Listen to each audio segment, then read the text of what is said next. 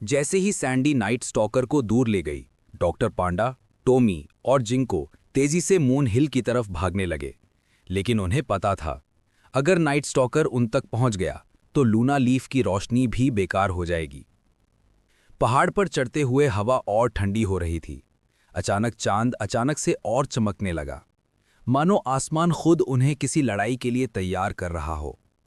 जल्दी पांडा, वो आ रहा है, जिंको चिल्लाया। पेड़ों के बीच से एक भारी गर्जना गूंज उठी।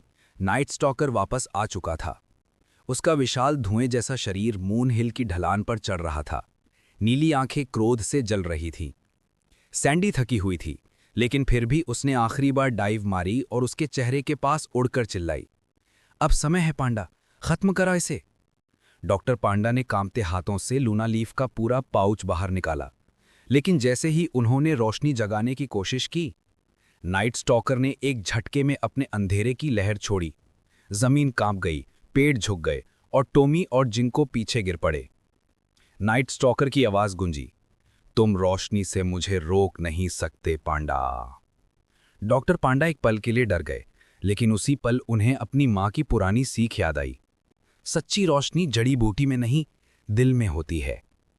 पांडा ने आंखें बंद की, लूना लीफ को दोनों हथेलियों में पकड़ा और पूरी आत्मा से प्रार्थना की, जंगल की रक्षा करो, मेरे दोस्तों की रक्षा करो, इस अंधकार को खत्म करो।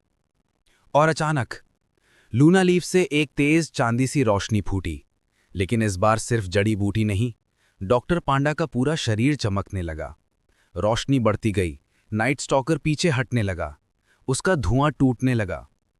नहीं, यह असंभव है, नाइट स्टॉकर चीखा। लेकिन अब बहुत देर हो चुकी थी। एक भारी लाइट पल्स फटी, पूरा पहाड़, पूरा जंगल, पूरा आसमान सफेद चमक से भर गया।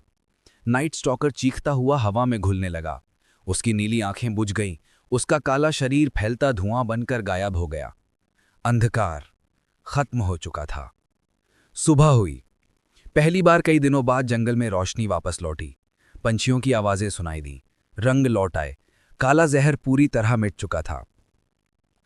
सैंडी थककर पांडा के पास बैठ गई। टॉमी और जिंकू ने पांडा को गले लगा लिया। पांडा, तुमने पूरा जंगल बचा लिया, जिंकू ने कहा। डॉक्टर पांडा मुस्कुराए, नहीं, हमने बचाया, साथ मिलकर। कुछ दिन बाद मून हिल चमकता रहा। लूना लीफ पहले से ज्यादा पवित्र और उज्जवल दिख रही थी, और जंगल के जानवरों ने मिलकर एक बात तय की, अब से जंगल की रक्षा डॉक्टर पांडा और उसकी टीम करेगी।